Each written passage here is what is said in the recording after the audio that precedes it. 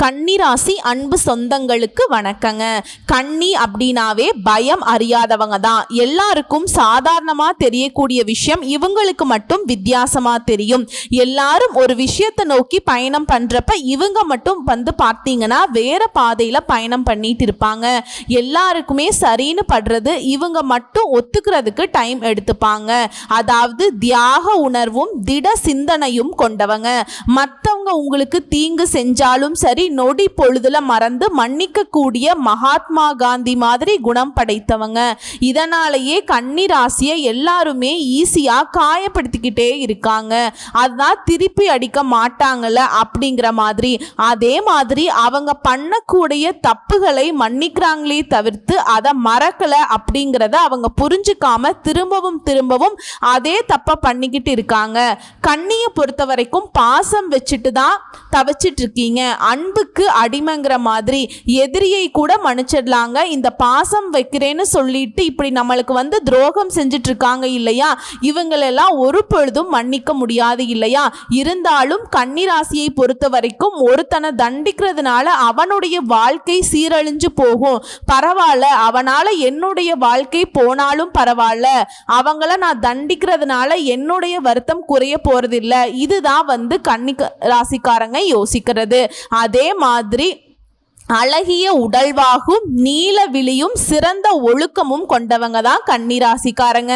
இப்படிப்பட்ட குணாதிசயங்கள் கொண்ட கன்னிராசிக்கு தலைப்பை பார்த்திருப்பீங்க. 38 ஆண்டுகளுக்கு பிறகு பாம்பு ரூபத்தில் வரும் கன்னிராசிக்காரர்களுக்கு திடீர் திருப்பங்கள் வரப்போகுது, தயாராக இருங்கன்னு போட்டிருக்கேன். அதுவும் 48 நாட்கள்ல இது நடந்தே தீரும்னு போட்டிருக்கேன். இப்ப கன்னி யோசிக்கும், மனுஷங்களே பாம்பு மாதிரி தான் கொத்துறாங்க, பாம்பு ரூபத்துல என்ன படாத பாடுபடுத்த போகுதோ அப்படின்னு யோசிக்கிறீங்களா?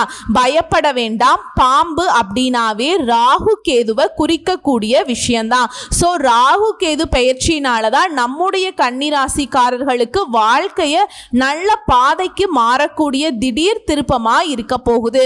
அதாவது விசுவாவசு வருடம் சித்திரை மாதம் 13ஆம் தேதி, அதாவது 26/4/2025 மாலை 4:28 பூரட்டாதி நட்சத்திரம் 3ஆம் பாதத்தில் இருந்து கும்ப ராசிக்கு ராகுவும், உத்திர நட்சத்திரம் 1ஆம் பாதத்திலிருந்து சிம்ம ராசிக்கு கேதுவும் பெயர்ச்சியாகி இருக்காங்க. பொதுவா எல்லா கிரகங்களாலும் 9 நவ கிரகங்களால நமக்கு நல்லது கெட்டது தீர்மானிக்கப்படுது. அதுல எல்லா கிரகமும் முன்னோக்கி நகர்ந்தா அந்த ராகுவும் கேதுவும் மட்டும் பின்னாடி நோக்கி நகருவாங்க. இவங்களை பொறுத்த வரைக்கும் சனீஸ்வர பகவானுக்கு அடுத்தபடியா மெதுவா நகரக்கூடியவங்க. அது மட்டும் இல்லாம அடுத்த 1.5 வருஷத்துக்கு இவங்களுடைய அமைப்புங்கிறது கன்னி ராசிக்கு எப்படிப்பட்ட பலன்களை கொடுக்க போகுது? பொதுவாவே நம்ம ராகு கேதுவை என்னன்னு சொல்லுவோம்னா பாம்பு கிரகம், நிழல் கிரகம் அப்படின்னு சொல்லி நம்ம அடையாளப்படுத்திக்கிட்டு இருப்போம். இந்த வருஷத்தை பொறுத்த வரைக்கும் சனி பெயர்ச்சி, குரு பெயர்ச்சி எந்த அளவுக்கு முக்கியமோ அதே மாதிரி தான் ராகு கேது பெயர்ச்சி ரொம்ப ரொம்ப முக்கியம். அதுவும் எல்லாமே ஒரே வருஷத்துல நடக்குங்கிறது ஒரு மாதிரி எல்லாருடைய வாழ்க்கையும் கஷ்டத்திலேயே போகும்னு சொல்ல முடியாது, சந்தோஷத்திலையும் போகும் அப்படின்னு சொல்ல முடியாது. சோ அப்படி கஷ்ட நிலையில வாழக்கூடிய கன்னிராசிக்காரர்களுக்கு இந்த ராகு கேது பயிற்சி மாற்றத்தை கொடுக்கும், முன்னேற்றத்தை கொடுக்கும். இந்த ராகு கேது எப்படிமா உருவாகிறாங்க அப்படின்னு கேட்டீங்கன்னா, நிழல் கிரகம்னு சொல்ற சந்திரன் மற்றும் சூரியனால கிரகணம் ஏற்படுறப்ப உருவாகக்கூடிய நிழல் கிரகம் தான் இந்த ராகுவும் கேதுவும். இவங்க பெரும்பாலும் தீங்க மட்டுமே செய்வாங்க அப்படிங்கிறது நம்ம எல்லாருடைய கருத்து கணிப்பா இருக்கு. ஆனா பொதுவா ஜோதிடர்கள் சொல்றது என்னன்னா, நிச்சயமா இவங்களால தீமைகள் மட்டும் நடக்காது, நன்மையும் செய்வாங்க, தீமையும் செய்வாங்க. அதாவது ராகு மாதிரி கொடுப்பவனும் இல்லை, கெடுப்பவனும் இல்லைன்னு சொல்லுவோம். ஆனா ஒரு விஷயம் புரிஞ்சுக்கணும், இவங்களுக்கு தனியா சுபாவம் கிடையாதுங்க.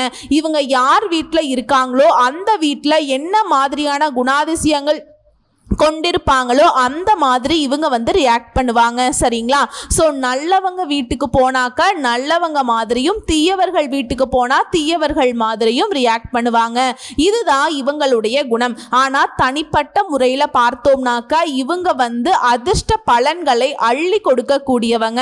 கன்னி ராசியை பொறுத்த வரைக்கும் மிகப்பெரிய சந்தோஷம் காத்துக்கிட்டு இருக்கு. பயம் வேண்டாம். முழுசா கடந்த கால மன கசப்புகள் எல்லாமே நீங்க போகுது. உடல் ஆரோக்கியத்துல இருந்து வந்த பிரச்சனைகள் நீங்க போகுது. வயிறு நரம்பு சம்பந்தப்பட்ட பிரச்சனையால நீங்க பட்ட பாடு வேதனைகள் எல்லாமே முழுமையா நீங்க போகுது. அது போலவே கன்னி ராசி ஆண்களுக்கும் சரி பெண்களுக்கும் சரி திருமண தடைகள்ல இருந்தவங்களுக்கு அது நீங்கி திருமணம் நடைபெறுவதற்கான வாய்ப்பு இருக்கு. கேது விரயஸ்தானத்துல அமர்ந்திருப்பதனால பணியில மாற்றம் இருக்கும். ராகு 6ஆம் இடத்துக்கு வருவதனால மிகப்பெரிய வெற்றி கிடைக்கும். போட்டி தேர்வுகள்ல வெற்றி உண்டு.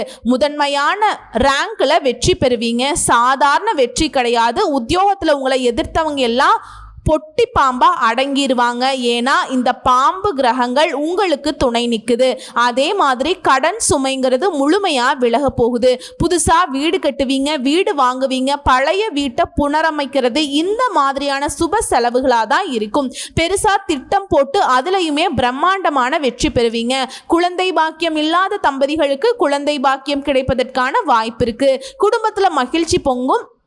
கன்னி ராசி இத்தனை நாளா அட போங்கப்பா என்ன வாழ்க்கை இது, குடும்பத்துல ஒண்ணுமே நல்லதா நடக்க மாட்டேங்குது அப்படின்னு சொல்லி வருத்தப்பட்ட உங்களுக்கு இனி வாழ்க்கையில சிறப்பான மாற்றங்கள் நிகழப்போகுது.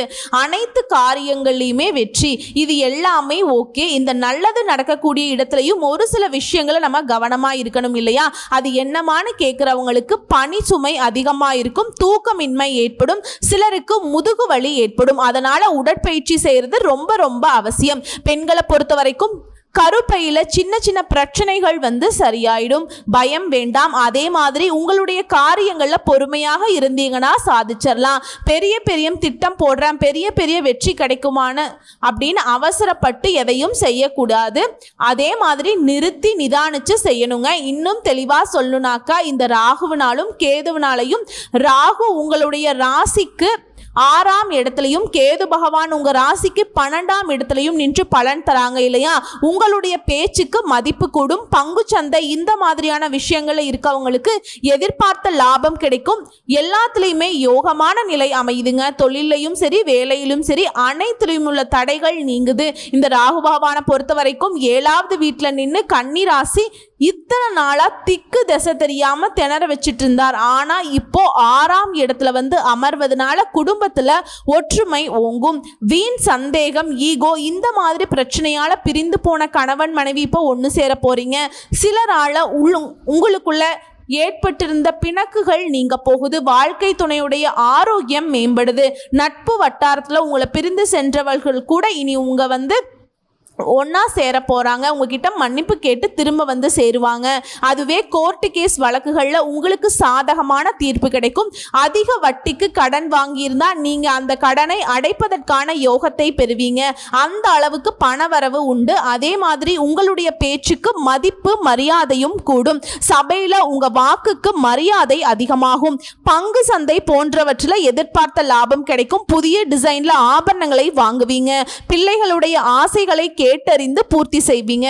மகனுக்கோ மகளுக்கோ திருமணத்தை சிறப்பாக நடத்தி வைப்பீங்க. கூட பிறந்தவங்க உங்களை புரிஞ்சுப்பாங்க. தந்தை வழி உறவுக்காரங்களால உங்களுக்கு ஏற்பட்ட சிக்கல்களும் தீருது. வெளியூர் பயணங்கள் திருப்திகரமாக அமையும். மனைவி வழி உறவுகளாலையும் கணவர் வீட்டு வகை உறவுகளாலையும் ஆதாயம் உண்டு. பண பற்றாக்குறையால பாதியிலே நின்று போன கட்டுமான பணிகள் எல்லாமே நீ முடிய போகுது. சொத்து சம்பந்தப்பட்ட வழக்குகள் சாதகமாக முடியும். வியாபாரிகளை பொறுத்த வரைக்கும் புதிய யுக்திகளை கையாண்டு லாபத்தை பெருக்குவீங்க. வாடிக்கையாளர்களுடைய எண்ணிக்கை அதிகமாகுது. மருந்து, எண்ணெய் வித்துக்கள், ஏற்றுமதி இறக்குமதி இந்த மாதிரி தொழில் ரீதியா ஆதாயத்தை அடைய போறீங்க. இதுவே உத்தியோக பணிகள்ல இருக்கீங்கன்னா மேல் அதிகாரிகள் கிட்ட உங்களுடைய ஆதரவுங்கிறது பக்க பலமா இருக்கும். அடுத்து கேது பகவானை பொறுத்த வரைக்கும் உங்க ராசியை விட்டு விலகிறார். இதுவரைக்கும் உங்க ராசியிலே உட்கார்ந்துகிட்டு உங்களை ஒரு மாதிரி விருத்தி அட வச்சிருப்பார். போதுண்டா வாழ்க்கை, என்னடா இதுன்னு படாத பாடுபட்டிருப்பீங்க. அது எல்லாமே இப்ப சரியாகுதுங்க. அதாவது இப்ப 12ல சென்று அமர்வதனால இனி ஏமாற்றங்கள் தடைகள் எல்லாமே விலகுது. கோபம் குறையும், முகம் மலரும். இனி உடம்பு லேசாகும். தயக்கம் தடுமாற்றம் எல்லாமே நீங்க போகுது. உடல் சோர்வு அசதி நீங்கி சுறுசுறுப்படைய போறீங்க.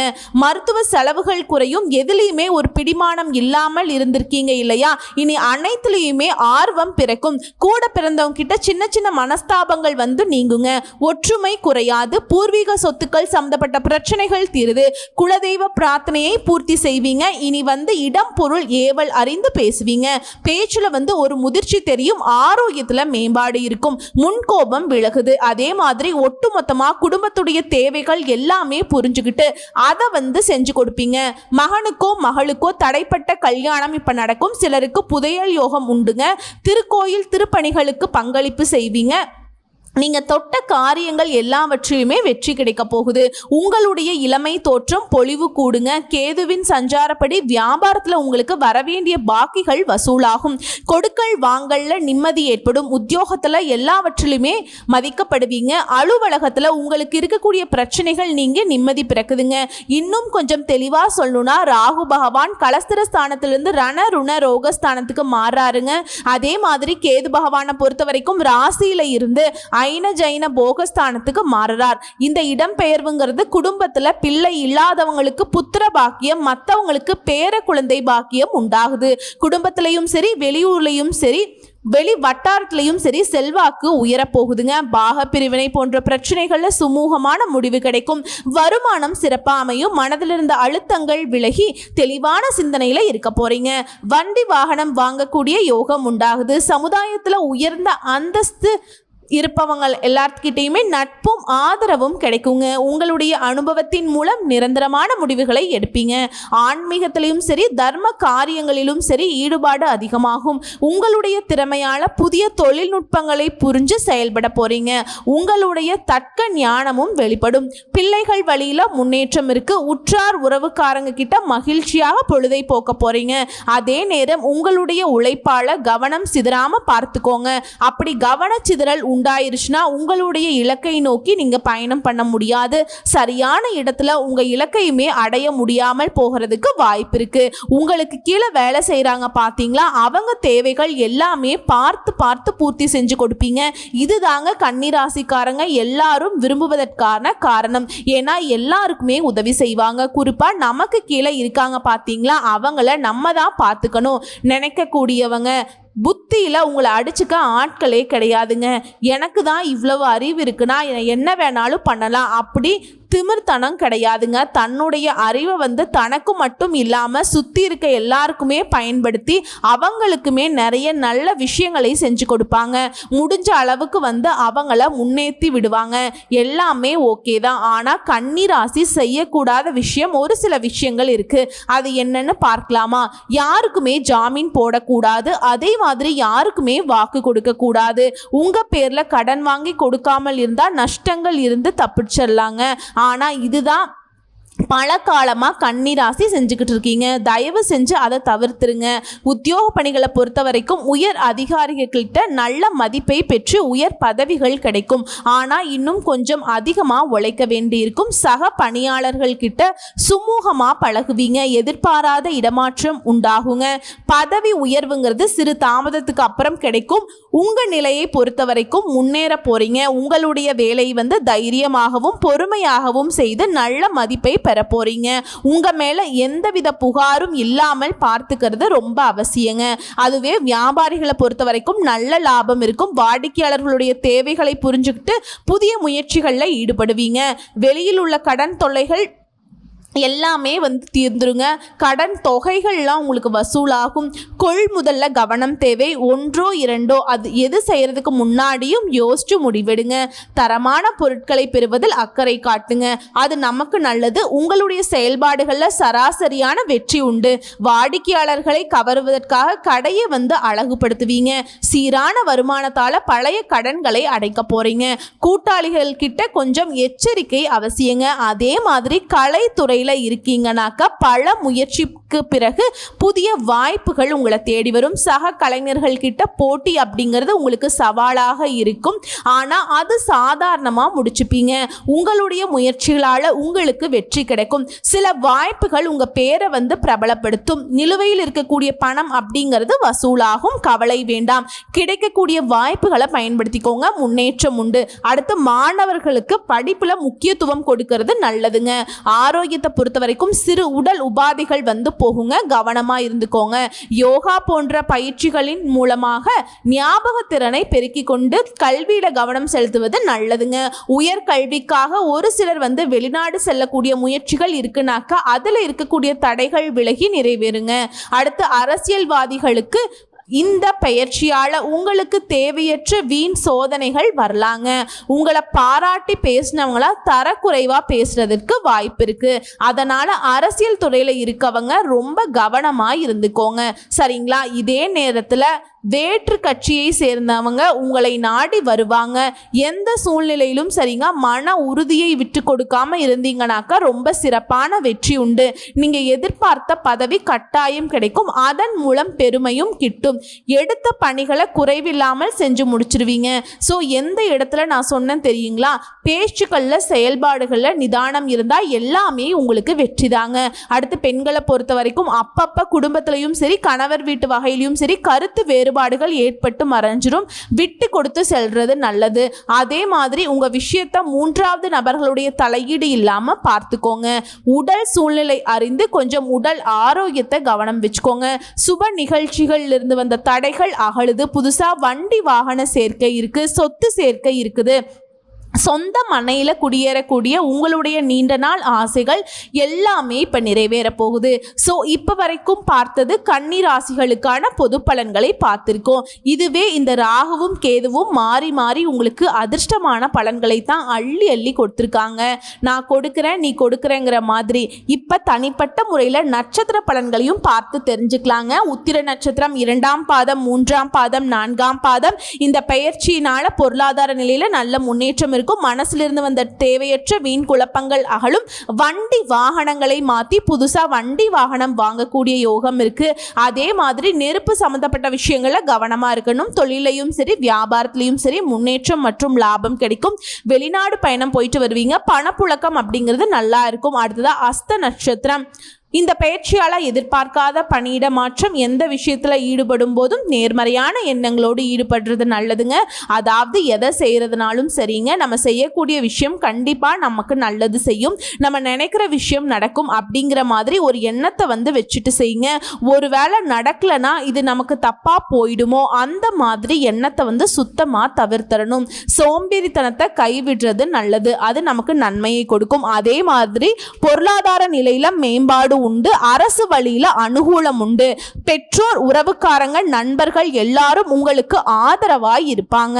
அடுத்து சித்திரை நட்சத்திரம் 1ஆம் பாதம் 2ஆம் பாதம் இந்த பெயர்ச்சியினால குடும்பத்துல நிம்மதியில சின்ன சின்ன சிறு குழப்பங்கள் நீங்கும். பிள்ளைகள் வழியில சில கவலைகளும் நேரும். ஸோ இதுல இருந்து நீங்க புரிஞ்சுக்க வேண்டிய விஷயம் என்னன்னாக்கா குடும்ப விஷயத்துல ரொம்ப கவனமா இருக்கணுங்க. மற்றபடி பணத்துக்கு ஒரு குறையும் இல்லைங்க. பொருளாதார நிலையில ரொம்பவே மேலே போக போகிறீங்க. நெருக்கடியான நிலையிலிருந்து வெளிவருவீங்க. அதே மாதிரி உங்களுக்கு தேவையற்ற வீண் விவகாரங்களில் தடையில்லாமல் ஒதுங்கி இருப்பது நன்மையை கொடுக்கும். நம்ம எல்லாருடைய விஷயத்துலையும் தலையிட்டு இன்னைக்கு நம்ம தலையில தான் அது எல்லாமே முடிச்சு போட்டு நின்றுட்டுருக்கு, அப்படி தானேங்க? இனி அந்த ஒரு நிலை வரக்கூடாதுனாக்கா உங்கள் விஷயத்தில் மட்டும் கவனமாக இருங்க. அதே மாதிரி நண்பர்களும் உறவுக்காரர்களும் உங்களுக்கு அனுசரணையாக இருப்பாங்க. வியாபாரிகளை பொறுத்த வரைக்கும் அதிக அளவில் முதலீடு செய்கிறதுக்கு முன்னாடி யோசிச்சு முதலீடு செய்யுங்க. அதே மாதிரி ரொம்ப நாளா தள்ளி போயிட்டு இருந்த திருமணம் இப்ப கைகூடி வரும். அரசு வழியில அனுகூலம் கிடைக்கும். ஒட்டுமொத்தமா இப்ப வரைக்கும் பார்த்தது பொது பலன்களும் சரி நட்சத்திர பலன்களும் சரி கன்னி ராசிக்கு இந்த ராகுவும் கேதுவும் பாம்பு கிரகமாவே இருந்தாலும் உங்களுக்கு பலன் கொடுத்திருக்காங்க. அதுவும் சாதாரண பலன்களை கொடுக்கலங்க, அதிர்ஷ்டமான பலன்களை தான் அள்ளி அள்ளி கொடுத்திருக்காங்க, சரிங்களா? அதை கரெக்டா பயன்படுத்தினா மட்டும்தான் கன்னி இப்ப இருக்கக்கூடிய கஷ்டத்துல இருந்து மீண்டு வர முடியும். இதை மனசுல வச்சுட்டு இனியாவது சுயநலமா இருக்க ட்ரை பண்ணுங்க. ஸோ உங்களை பொறுத்த வரைக்கும் இந்த ராகுவும் கேதுவும் தரக்கூடிய அதிர்ஷ்ட பலன்கள் நிலைச்சிருக்கணும்னா நீங்க செய்ய வேண்டிய பரிகாரம் மற்றும் வழிபாடு ஒவ்வொரு சனிக்கிழமையும் அருகில் இருக்கக்கூடிய ஐயப்பன் ஆலயத்துக்கு சென்று வழிபாடு செய்யறது பாவங்களை போக்கும், சிக்கலான பிரச்சனைகளை தீர்த்து வைக்கும், கடன் பிரச்சனைகள் கட்டுப்பாட்டுக்குள்ள வருங்க. ஓம் ஸ்ரீ சாஸ்தாய நம இந்த மந்திரத்தை தினமுமே 5 முறை சொல்லுங்க, அதிர்ஷ்டம் உண்டாகும். அதே மாதிரி உங்களுக்கு அதிர்ஷ்டம் தரக்கூடிய எண்கள்னு பார்த்தோம்னா 2, 5, 9. அதிர்ஷ்டம் தரக்கூடிய கிழமைகள்னாக்கா வளர்பிறையில திங்கள், செவ்வாய், வியாழன். தேய்பிறை எடுத்துக்கிட்டோம்னா செவ்வாய், வியாழன். இந்த நாட்கள்ல ஏதாவது சுப காரியங்கள் தொடங்கணும்னா பயன்படுத்திக்கோங்க, நல்லதே நடக்கும். அதே போல இரண்டாவது பரிகாரம் மற்றும் வழிபாடு, மன்னார்குடிக்கு வடக்கே 3 கிலோமீட்டர் தொலைவில் உள்ள பாமணி அப்படிங்கிற தளத்துல சுயம்பு லிங்கமாக அருளும் ஸ்ரீ நாகநாதரையும் ஸ்ரீ அமிர்த நாயகியையும் தரிசனம் செய்யுங்க. தாயை இழந்தவங்களுக்கு உதவி செய்யுங்க, நல்லதே நடக்கும், நல்லது மட்டுமே நடக்கும். அதே மாதிரி நாகர் சிலைகளுக்கு தண்ணீர் விட்டு வழிபாடு செய்வதனால நன்மை இருக்கும். அதே மாதிரி கன்னி ராசி புதன் பகவானுடைய ஆதிக்கம் படைத்தவங்க இல்லையா, அது புதன் பகவான் உங்களுக்கு அதிபதி. இதனால புதன்கிழமைகள் தோறும் அருகில் இருக்கக்கூடிய பெருமாளை வழிபாடு செய்யணும். அதே மாதிரி புதன்கிழமையில ஐயப்பனை வழிபாடு செய்யறதும், ஐயப்பன் சுவாமிக்கு நெய் அபிஷேகம் செய்து தீபமேற்றி வழிபாடு செய்யறதும் நல்லது. உங்களை பொறுத்த வரைக்கும் மலர் பரிகாரம் கேட்டீங்கன்னா புதன்கிழமைகள் தோறும் பெருமாள் அல்லது விநாயகருக்கு அல்லது ஐயப்பனுக்கு மரிக்கொழுந்தை அர்ப்பணித்து வழிபாடு செய்யறது நல்லது. உங்களுக்கு அதிர்ஷ்டம் தரக்கூடிய திசைகள்னு பார்த்தோம்னாக்கா மேற்கு, தெற்கு. அதிர்ஷ்டம் தரக்கூடிய நிறம்னு பார்த்தோம்னா நீலம், வெளிர் பச்சை, ஆரஞ்சுங்க. ஸோ இந்த நிறத்தை அதிகமாக நீங்கள் பயன்படுத்தலாம், அதிர்ஷ்டத்தை ஈர்த்து கொடுக்கும். எப்படி பார்த்தாலும் சரி, இந்த ராகுவும் கேதுவும் கன்னிக்கு ஒரு குறையும் வைக்கலைங்க. நம்மளே ஆச்சரியப்படக்கூடிய அளவுக்கு குருவை மிஞ்சிட்டாங்க. அந்த அளவுக்கு யோகத்தையும், அதாவது கன்னி கனவுல கூட நினைச்சு பார்க்க முடியாத அளவுக்கு சிறப்பை அடையக்கூடிய வகையில் இந்த ராகுவும் கேதுவும் உங்களுக்கு நிறைய திடீர் திருப்பங்களை, யோகமான பலன்களை கொடுத்துருக்காங்க.